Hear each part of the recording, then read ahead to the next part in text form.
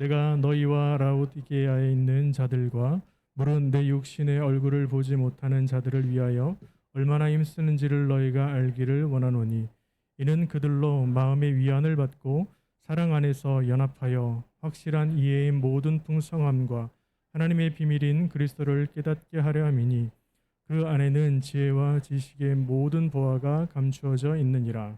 내가 이것을 말함은 아무도 교묘한 말로 너희를 속이지 못하게 하려 함이니 이는 내가 육신으로는 떠나 있으나 심령으로는 너희와 함께 있어 너희가 질서 있게 행함과 그리스도를 믿는 너희 믿음이 굳건한 것을 기쁘게 봄이라. 아멘.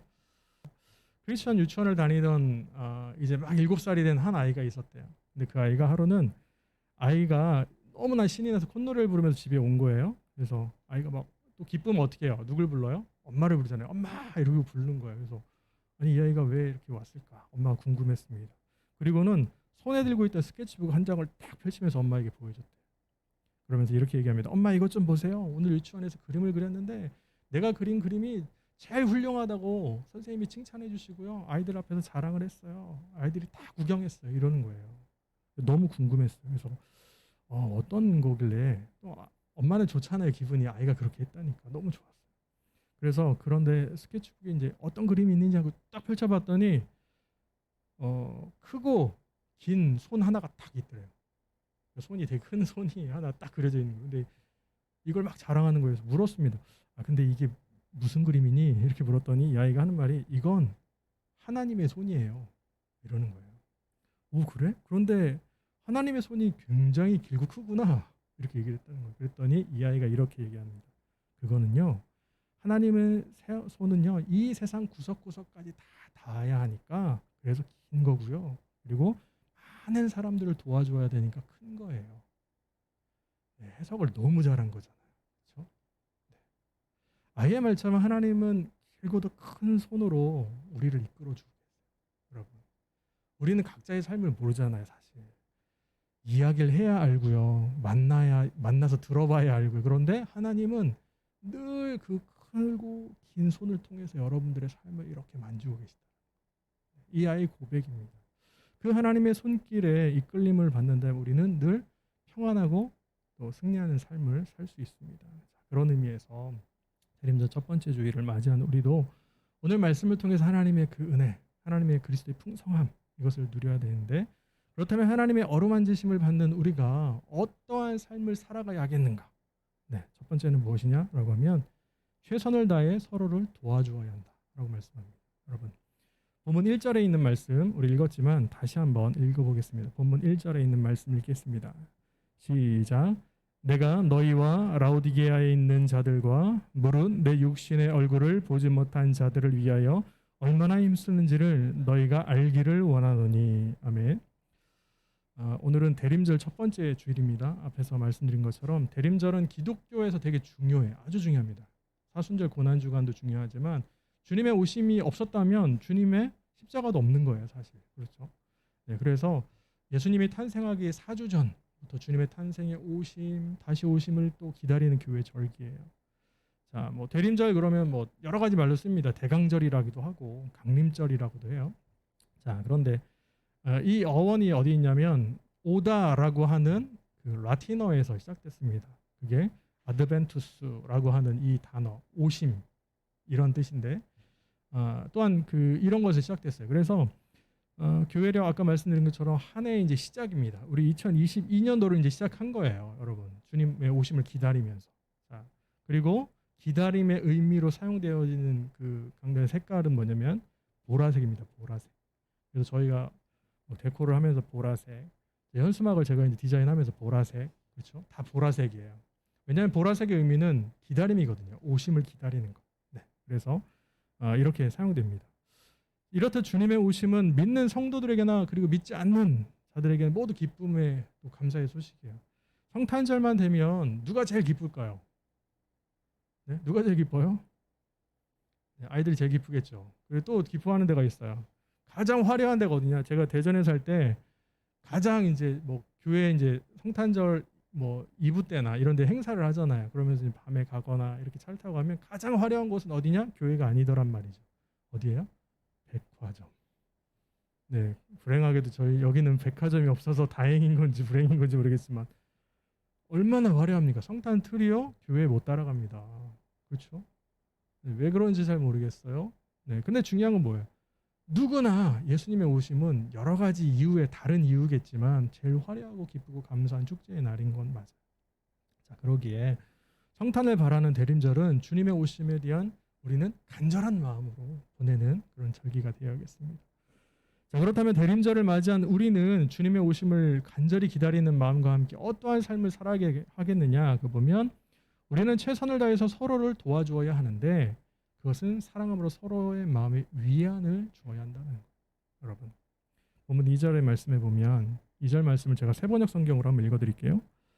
내가 이렇게 하는 것은 여러분 모두가 사랑으로 결속되어 마음의 격려를 받고 깨달음에서 생기는 충만한 확신의 모든 풍요에 이르고 하나님의 비밀인 그리스도를 온전히 알게 하려는 것입니다. 라고 얘기를 합니다. 바울은 본문 1절에서 자신이 골로새 교회 성도들을 향해서 뭐라고 하냐면 내가 항상 당신들을 위해서 얼마나 애쓰고 있는지를 좀 알아줬으면 좋겠다라는 거예요.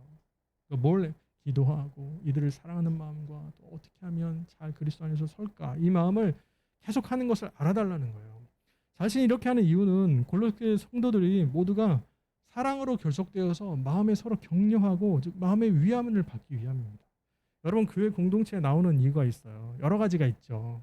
우리가 신앙을 지키기 위함도 있지만 가장 중요한 건 또 한 가지가 뭐냐면 성도의 교제가 있어요. 서로 마음에 위안을 얻도록 한 주간에 힘든 일이 있었잖아요. 근데 혼자 끙끙 앓고 있으면 어때요? 너무 마음이 아파요. 해결할 수가 없어요. 그런데 이 아픔을 서로 나누는 거예요. 그러면 어떻게 해요? 아픔이 반으로 줍니다. 그렇죠. 서로 나누면 나눌수록 이것을 원하는 거예요. 그래서 여기서 마음의 위안을 받고 라고 하는 의미하는 바가 뭐냐면 먼저 이런 거예요. 마음으로 번역된 카르디아라고 하는 이것이 심장이라는 의미도 있는데 문자적인 의미를 떠나서 이것을 지니지만 사람의 말과 행동 원천인 것뿐만 아니라 감정과 신앙의 자리까지 위안을 받으라는 거예요. 그냥 됐어 이제 마음이 좀 개운해 이것을 떠나서 다 모든 것 신앙에 이르기까지 다 서로 나누고 위안을 해주고 하는 거예요. 그리스도 안에서 교제해야 되는 이유가 그런 겁니다. 성도 안에서의 교제. 이게 너무나 중요한 거예요. 자, 그 마음의 위안을 받고라고 하는 이것이 바로 또 그러면 어떻게 되냐면 성령님께서 우리의 마음을 위로해 주세요. 여러분, 너무나 지치면 사실 기도가 나오나요? 저는 신앙이 없어서 그런지 힘들면 기도가 잘 안 나와요. 저를 위해서 기도해 주셔야 됩니다. 네. 너무 힘들면 하나님 이게 뭐예요? 네. 푸념이지만 하나님 개척을 하라는 마음을 주셔서 개척을 했는데 코로나는 웬 말입니까? 네, 뭔가 시작하려고 그러면 뭐가 또 멈추고 네, 그렇죠? 저는 코로나 없이 2달 해봤습니다. 사역 네, 개척을 이게 뭐예요? 처음엔 그래 감당할 수 있어 괜찮아 모이지 마세요 뭐 지자체에서 그러면 네, 온라인 예배를 하고 가정 예배하고 건들 수 있어요. 그리고 다시 시작했습니다. 왜 또 그래요? 이거를 지금 2년째 하고 있잖아요. 때로는 너무 힘든 거예요, 사실. 하나님 이게 뭐죠? 네? 저희 이제 예배를 이렇게 잘 드립시다 하고 이렇게 리모델링을 딱 했는데 3단계로 확 올라갔어요. 하나님 이게 뭐죠, 도대체? 그런데 중요한 것은 서로 기도하고 위로하고 할 때 또 어떤 마음을 주시면 하나님께서 그래도 사랑한다. 제가 요즘 느끼는 것은 힘들다고 해서 제가 정말 많은 위로를 받았거든요. 주변에 동기 목사님들, 선후배 목사님들, 저희 모교회 목사님들 많은 분들로. 그래서 제가 어느 정도 이제 견딜만해 그러니까 제 주위의 분들이 힘들다고 저한테 계속 얘기를 해요. 그래서 요즘은 계속 위로를 해드리고 있어요. 여러분 왜 그럴까요? 그리스도 안에서의 마음에 서로 위안을 얻기 위해서. 이것이 너무나 중요하다는 거예요. 자, 그런 의미에서 우리를 사랑으로 구원해 주시기 위해서 이 땅에 오신 주님을 기다린 이 대림절에 성도로 부름받은 우리도 어떻게 해야 되냐? 서로를 위해서 사랑하고 그 마음에 위안을 주셔야 된다는 거예요. 이것이 그리스도 안에서 모임이에요. 여러분 잘 모이세요. 자주 모이시고 코로나 때문에 좀 어렵긴 하지만 건강하게 잘 모임하시고 서로 교제하시고 말씀으로 나누시고 이것이 너무나 중요합니다. 자, 그래서 공동체로 모인 우리는 다른 지체들을 시기하거나 마음에 상처를 주어서는 안 되고 오직 사랑으로 서로를 위로하고 격려하는 삶을 사셔야 합니다. 여러분 이게 너무나 중요해요. 이것이 진정한 그리스도의 오심을 바라는 성도들의 모습입니다. 그러기에 우리는 세상을 구원하시기 위해 오시는 그 주님을 간절히 바라죠. 그 바라는 마음으로 서로를 사랑하고 위로하는 그런 삶을 살아가는 우리의 삶이 되기 간절히 소망합니다. 또한 우리는 주님의 오심을 바라면서 확실한 이해를 통하여서 풍성케 되는 삶을 살아야 합니다. 여러분 본문 2절에 제가 이 말씀이 조금 어렵잖아요. 그래서 쉬운 성경으로 다시 한번 읽어드릴게요. 어떤 내용일까? 이런 말씀입니다.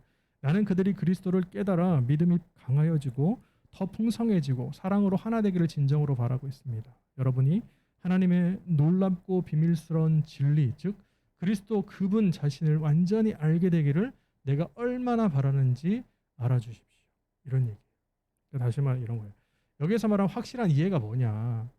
우리가 간절히 기다리고 있는 예수 그리스도에 대한 확실한 이해예요. 예수님 그러면 그냥 뜬구름 잡듯이 뭐 그런 분이었어가 아니에요. 그분에 대한 깨달음을 의미합니다. 여러분 다시 말하면 이런 거죠. 우리가 기다리며 소망하는 예수님이 어떤 분이신지 확실히 깨닫고 이해할 때 비로소 우리는 믿음이 강해져요. 그리고 풍성해질 수 있다는 사실입니다. 자, 그런 의미에서 예수님은 어떤 존재입니까? 여러분에게 있어서 어떤 의미인가요? 여러분을 예수님을 어떻게 고백하고 있습니까? 이 고백에 대해 정말 잘 나와 있는 데가 마태복음 16장에 있습니다. 13절부터 16절까지의 말씀을 제가 읽어드릴게요. 이렇게 말씀합니다.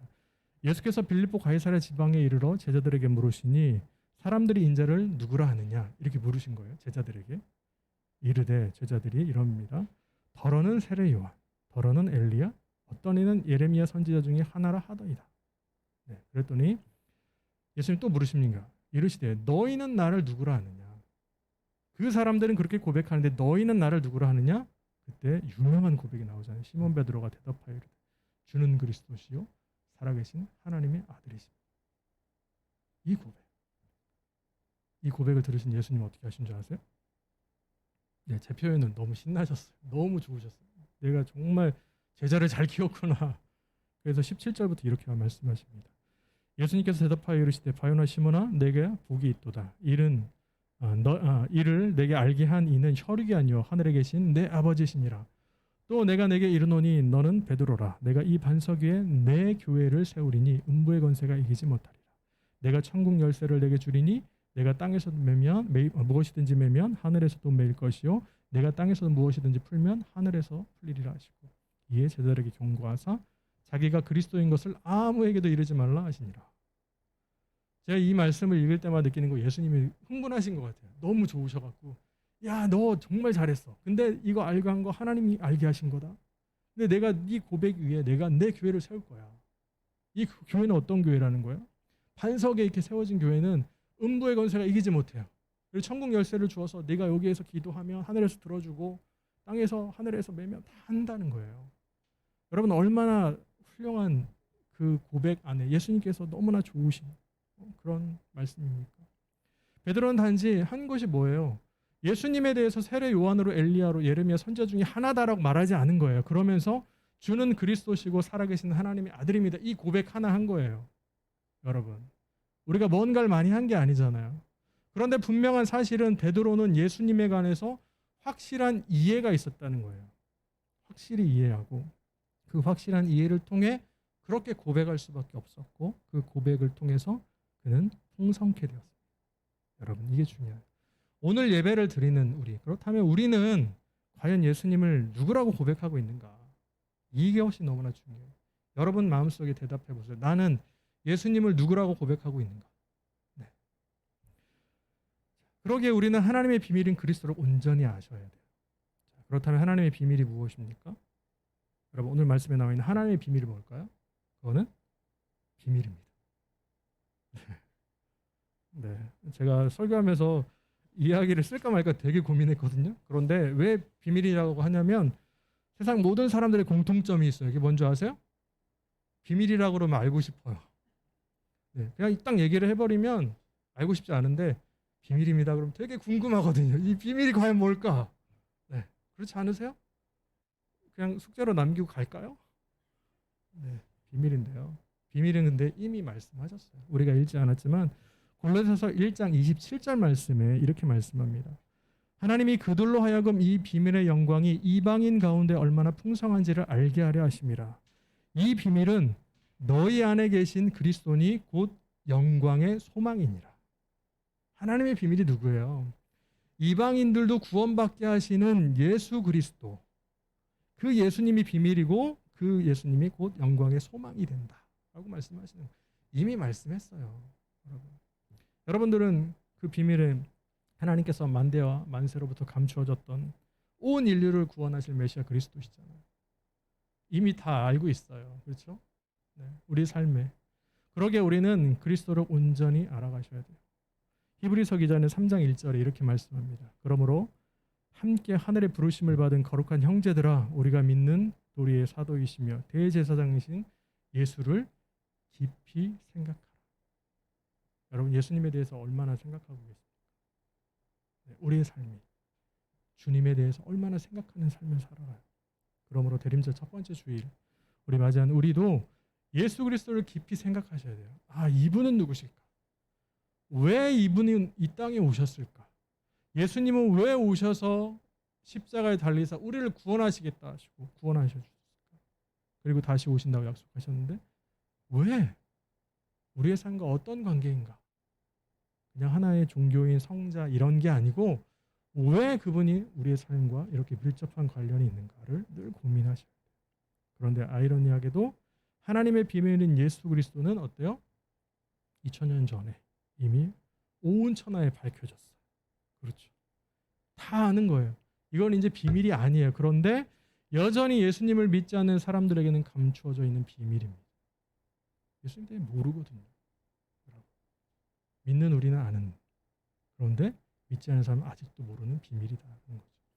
그러므로 하나님의 비밀인 예수 그리스도를 먼저 발견한 우리는 어떻게 해야 될까요? 예수 그리스도를 믿지 못함으로 하나님의 비밀을 알지 못하는 사람들에게 그 예수님을, 그 비밀, 하나님의 비밀인 예수님을 온전히 알게 해주어야 합니다. 이것이 우리의 삶의 모습이에요.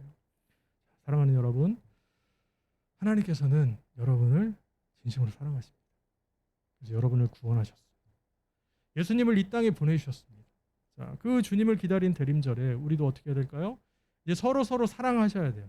사랑하는 마음으로 서로를 위안해 줘요. 그리고 그리스도에 대한 확실한 이해를 통해서 풍성하게 되며 더 나아가서 하나님의 비밀인 그리스도를 온전히 알므로 다른 사람들에게 전하는, 그래서 주님의 교회와 또 풍성한 삶으로 세워지는 우리 예그리나 교회 모든 성도님들이 다 되시기를 예수님의 이름으로 간절히 기도합니다.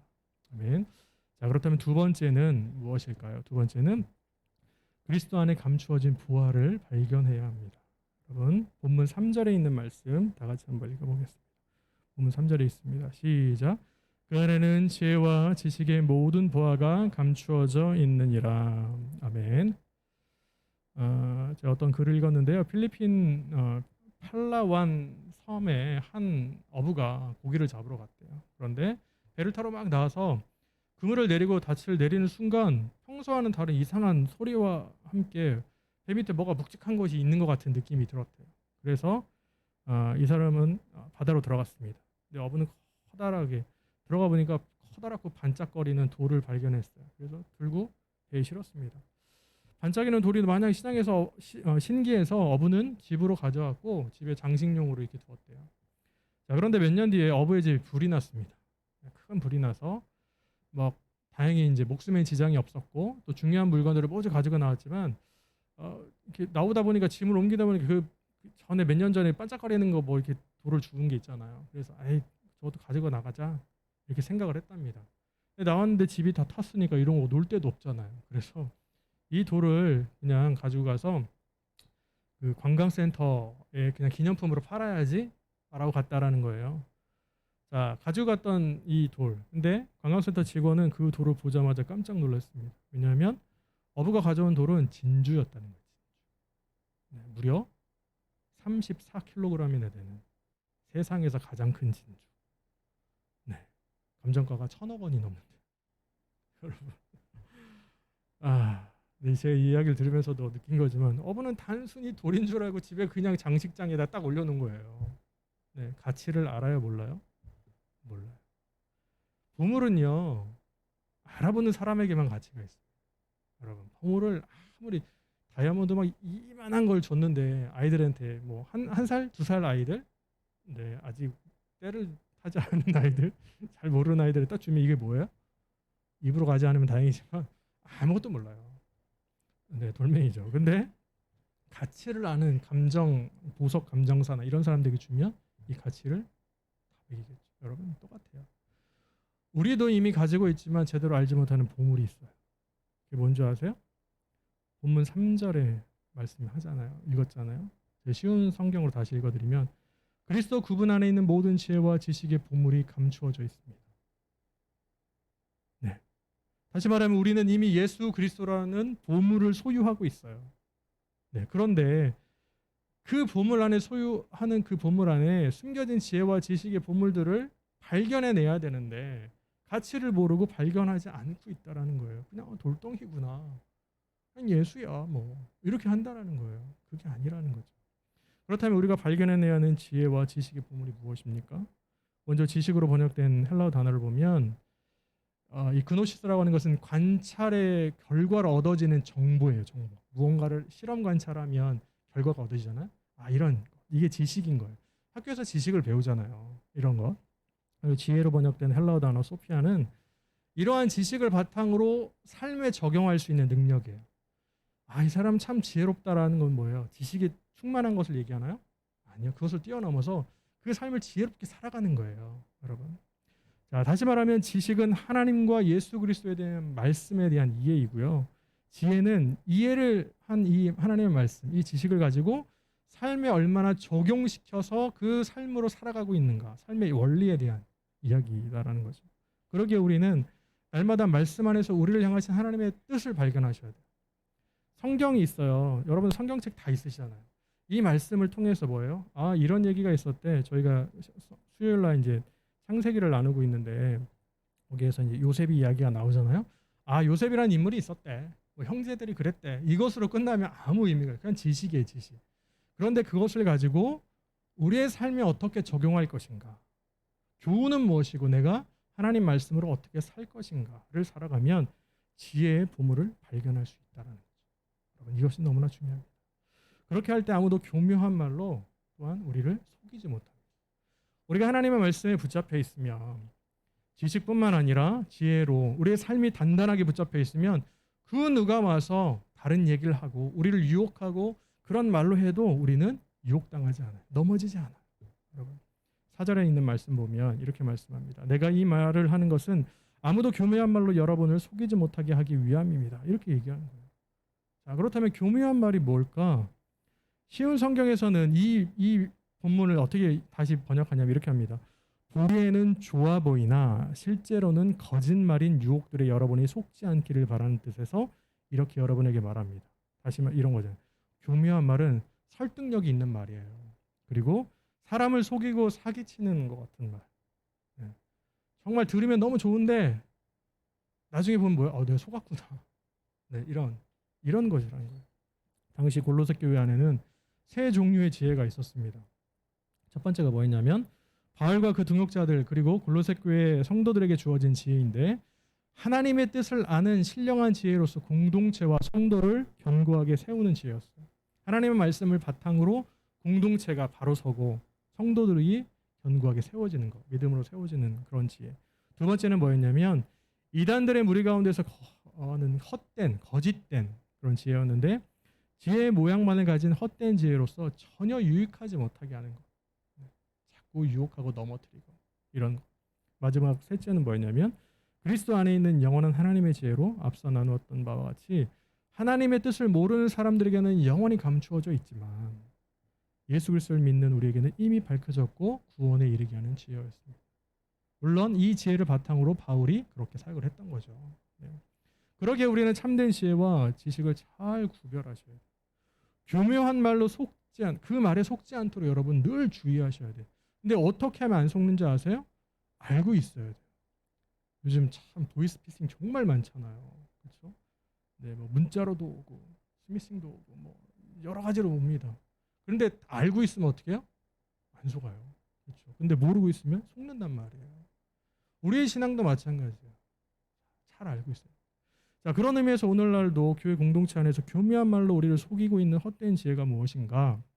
그것은 예수 그리스도 외에도 다른 방법으로 구원을 받을 수 있다고 하는 이런 거짓된 진리, 그것과 더 나아가 복음과 진리보다 더 강조되고 있는 행위의 중요성입니다.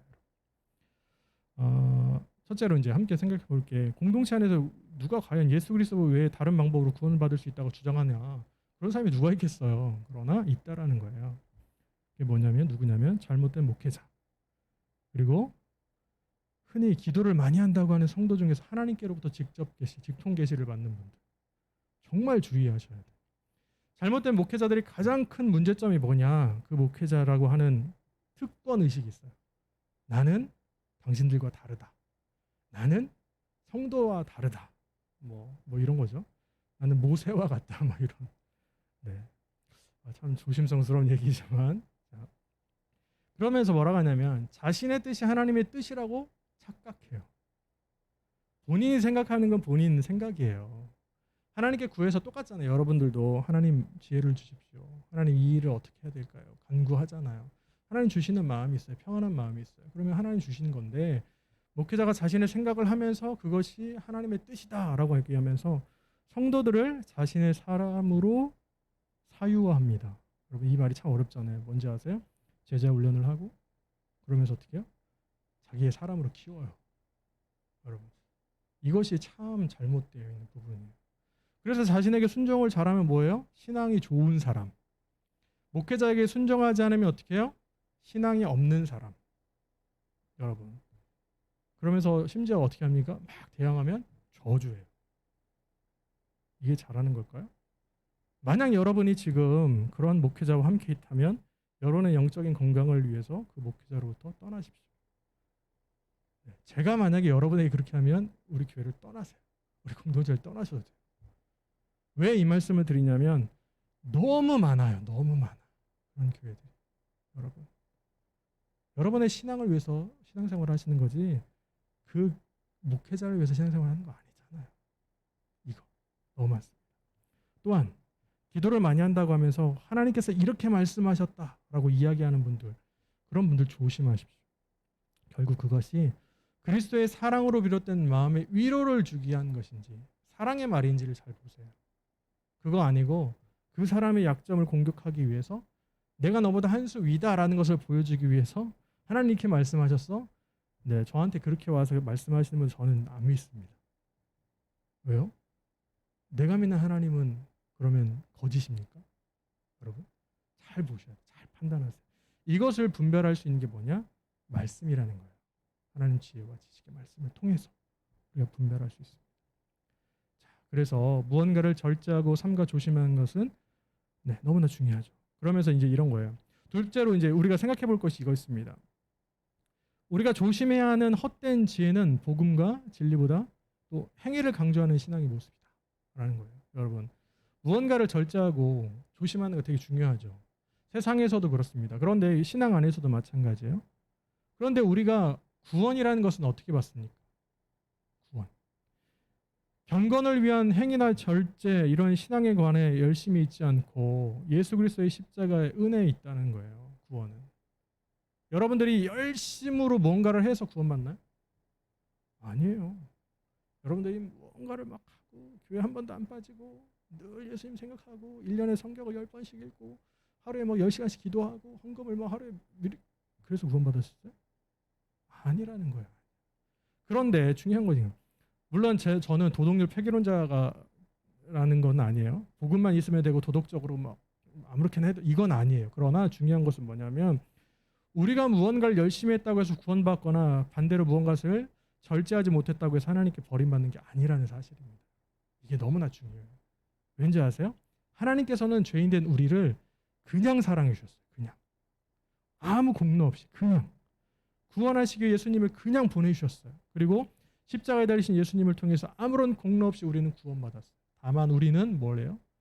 감사하니까 하나님 말씀을 잘 들으려고 하는 것이고 예배로 하는 것이고 찬양하는 것이고 기도하는 것이지, 반대로 무언가를 해야 되고 무엇을 해야 되고 절제해야 되고 뭘 해야 되고 이래서 구원받을 수 있어 라고 하는 것은 잘못다는 거예요. 그건 율법주의예요. 자, 이제 말씀을 마칩니다. 사랑하는 여러분, 그러게 우리는 잘못된 신앙생활로부터 벗어나야 합니다. 여러분, 우리는 거저받은 구원에 너무나 감사해서 날마다 하나님 앞에 예배하는 것이고 감사하면서 주님과 동행하는 삶을 살아가는 것이에요. 그러한 삶을 살아가는 우리에게 바울이 5절에 이렇게 말씀하잖아요. 나는 육체로는 비록 떠나 있으나 영으로는 여러분과 함께 있으며 여러분의 질서 있게 살아가는 것과 그리스도를 믿는 여러분의 믿음이 굳건한 것을 보고 기뻐하고 있습니다. 여러분들이 바로 서고 신앙 안에서 세워지는 것이 제일 기쁨이다라는 거예요. 그러기 위해서 어떻게 되겠습니까? 우리는 구원자 되시는 예수 그리스도의 오심을 기다린 이 대림절에 최선을 다해서 서로 도와주셔야 돼요. 서로 위해 기도하시고 중보하시고 더 나아가서 믿음으로 설 수 있도록 날마다 도와주는 거예요. 그리고 그리스도 안에 감춰진 부활을 발견하셔야 합니다. 그래서 그것을 통해서 우리가 신앙의 성장이 있어야 되겠죠. 그러므로 그러한 삶을 통해서 날마다 주님 오심을 기다리는 이 대림절 첫 번째 주일을 맞이한 우리 날마다 주님의 오심, 우리의 삶의 모든 풍성함과 하나님의 비밀인 그리스도를 온전히 깨달아서 주님과 함께 날마다 세워져가는 교회가 되시기를, 우리 예그레나 교회 모든 성도님이 다 되시기를 우리 예수님의 이름으로 간절히 축원합니다.